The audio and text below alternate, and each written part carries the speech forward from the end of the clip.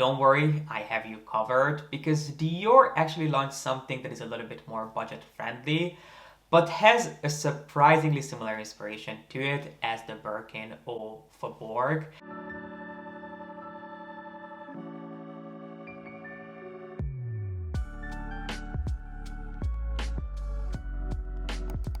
Hello my friends! Today I thought we could do something slightly different and look at some of the hottest trends coming in for fall winter 21.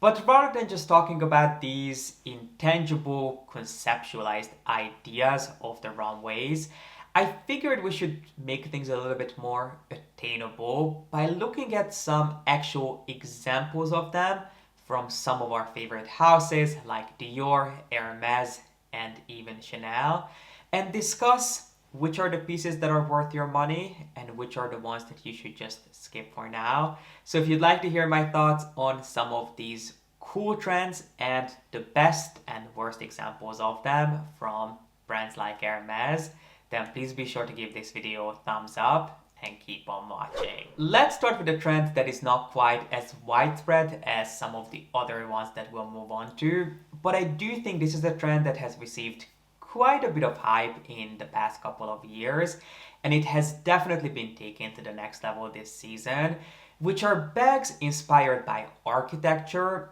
and not just any architecture, but the actual facade of the flagship store of the brands making these pieces.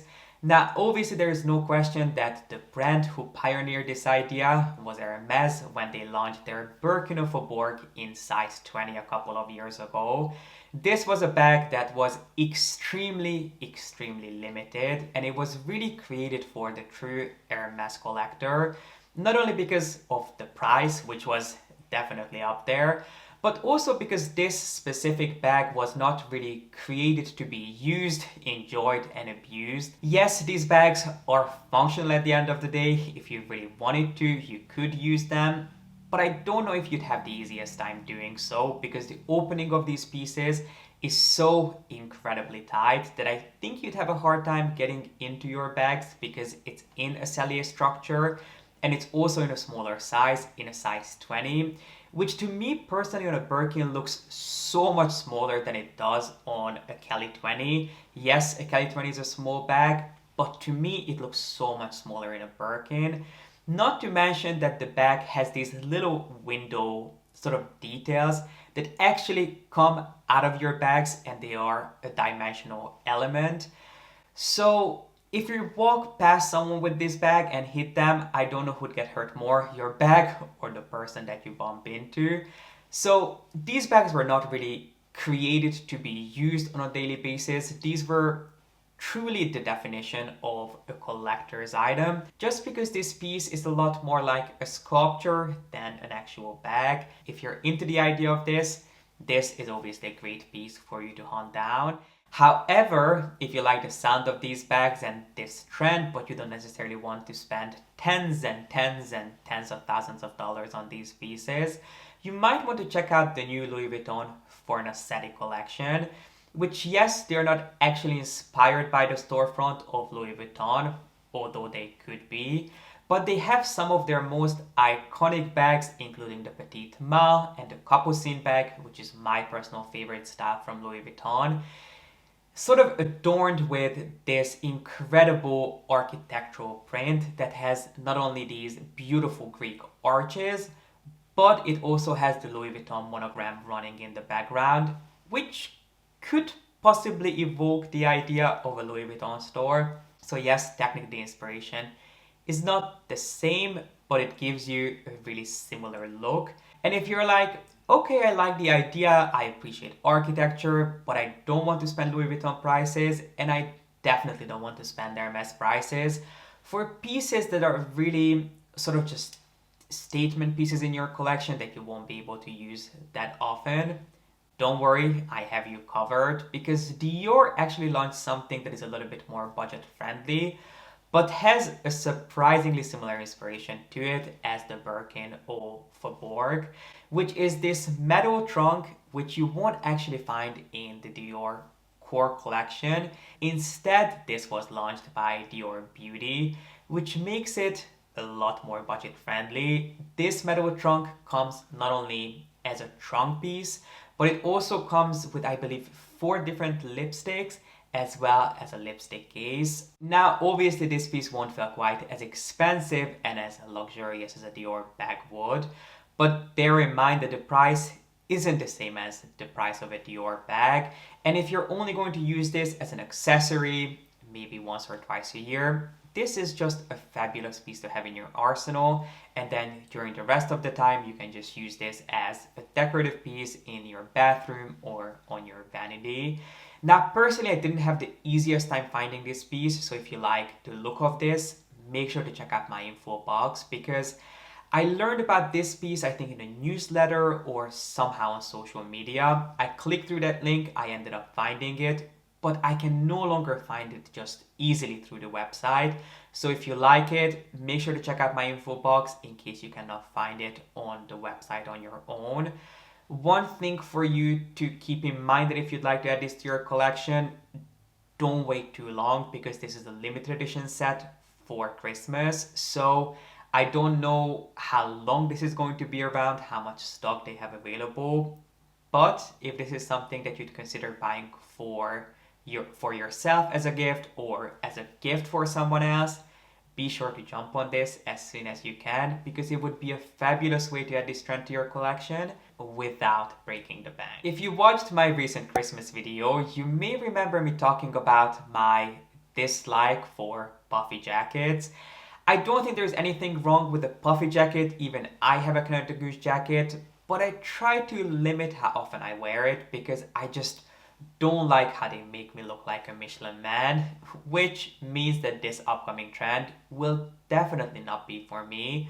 But puffy jackets are obviously always around during the winter month, but it seems like that this year they are bigger than ever before. Not only as a trend they're bigger, but they are physically are bigger, because brands are trying to go as large and as exaggerated with their puffy jackets as they possibly can.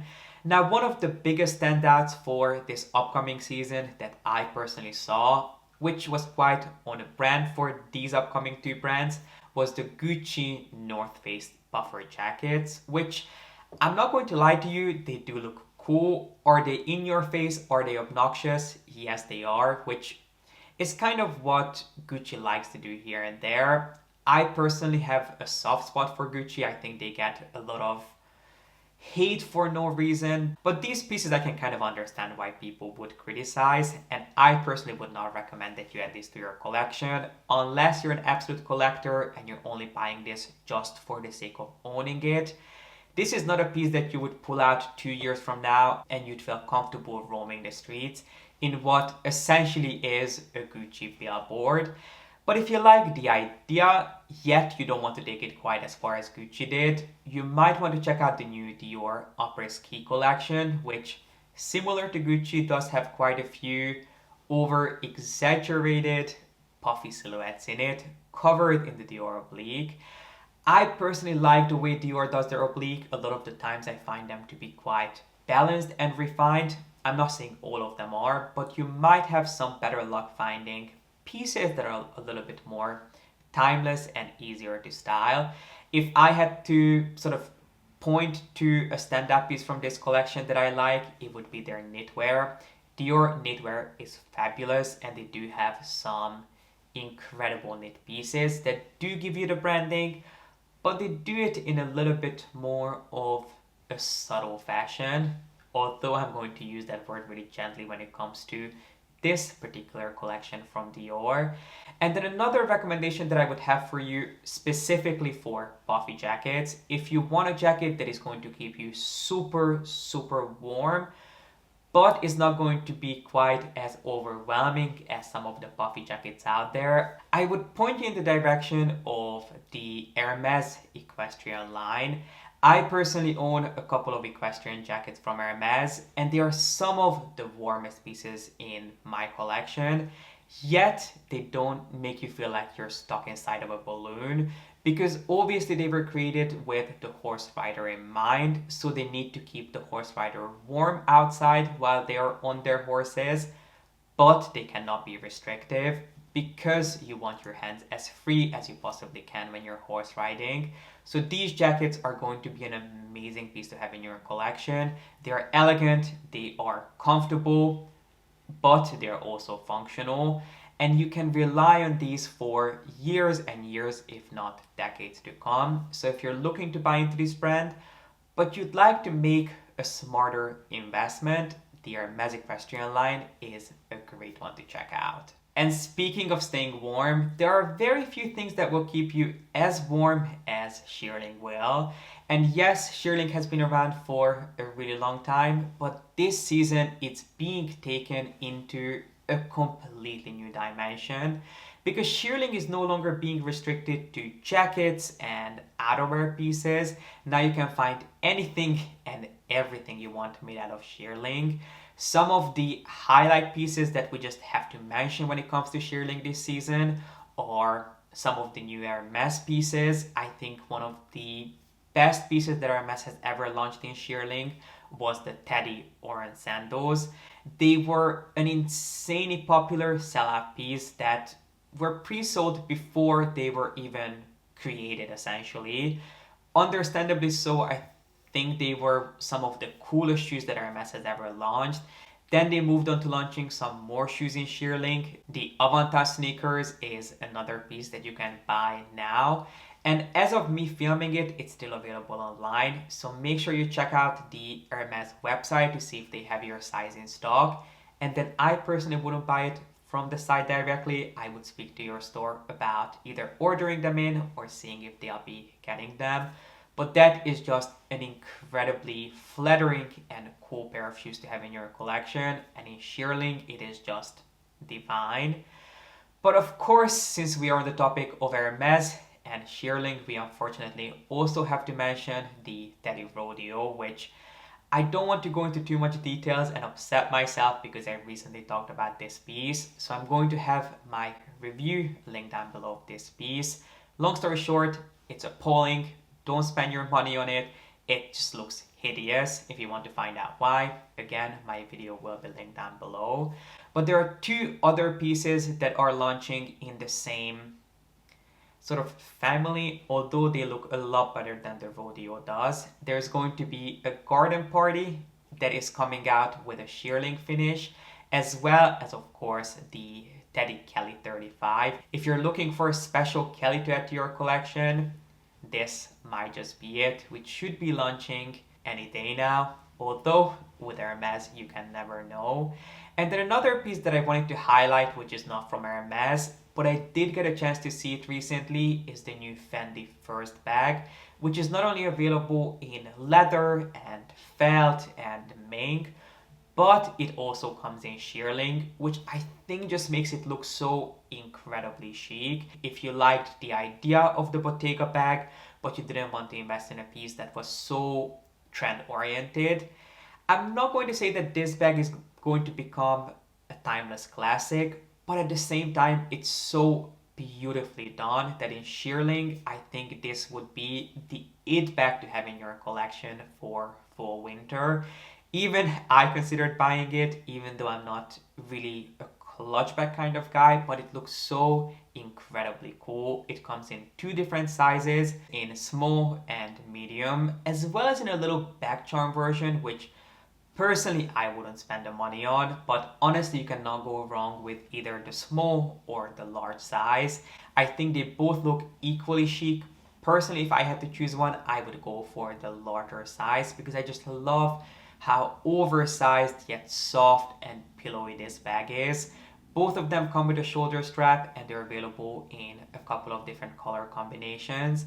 So if you've been thinking about this bag, if this is something that has been on your mind, this is something that has my seal of approval for whatever that's worth. And speaking of Fendi, let's just be honest, no matter what Kim Jones touches, it turns almost immediately into gold because Fendi didn't only just launch that super cool Fendi First Bag under Kim Jones' creative direction, but they're also leading this next trend, which is this reinvention of cashmere and how we look at cashmere, which is a fabric and a texture that was seen, I feel, as kind of old school and outdated for the longest time. Not by me for sure, because you guys see what I wear, and 90% of my collection is different variations of black and gray cashmere sweaters. So I definitely don't belong in that group. But if you felt that cashmere was just kind of for more mature people, you don't have to worry about it, because this season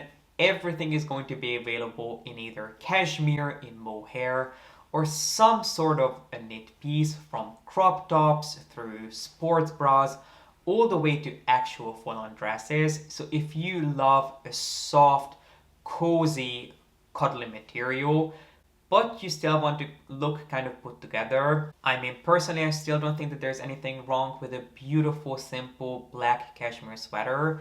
But if you do, if you want something a little bit more trendy, this is the season for you. I think one of the stand-up pieces from the season have been the cashmere sort of pieces from Fendi, these coordinated sets, which also play into the idea of these monochromatic looks that are becoming bigger and bigger each season.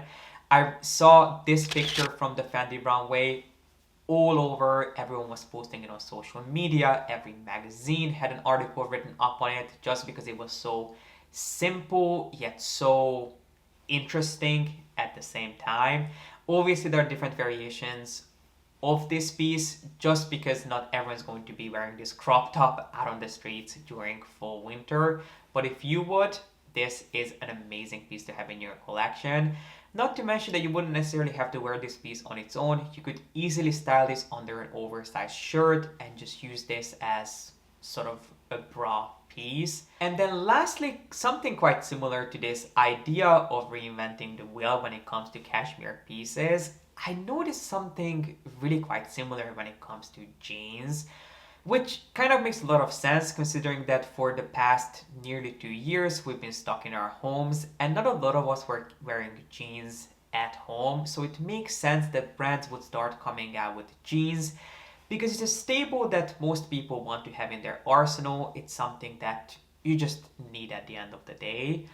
But if you're looking for something a little bit more eye-catching than just your regular pair of jeans, this is the season for you to go crazy. And two examples that I wanted to show you that in my opinion would be worth investing in were the new Loewe jeans. I think if you can get your hands on these would be just a fabulous pair of denim to have in your collection. These are pieces that I think you'd be able to enjoy for a really long time. Because yes, they do have the branding on the knees, but the branding is not the brand name itself. I think it would be quite different if it had two large LV logos on it, just because you know the LV logo. Whereas the Loewe branding is a little bit more abstract and under the radar. It just almost looks like an artistic take on a knee pad. I know that this piece has been incredibly popular and a ton of people have been wearing this on social media, but I still think that it's something worth looking into. And then on the complete opposite end of the spectrum, if you want something that is covered in logos, you might want to check out this new pair of jeans from the Chanel Fall Winter collection that comes in a couple of different variations, but I think if you're going to buy this, I would go for the baggy style of these jeans that are covered in the silver sequin Chanel logos all over them. Now, this is probably not a pair of jeans that you'd wear every single day to work, but if you'd like to make a little bit more of a statement with an outfit, maybe you want to wear a really simple white shirt or white top and a beautiful oversized cardigan, or maybe even blazer, and then spice things up on the bottom. These are a great piece to invest in. And this is it, my friends. This completes today's video on some of the hottest trends coming in for fall winter 2021, especially when it comes to luxury fashion. I really hope you enjoyed this video and you got something out of it. Please do share your thoughts on every one of these trends in the comments section.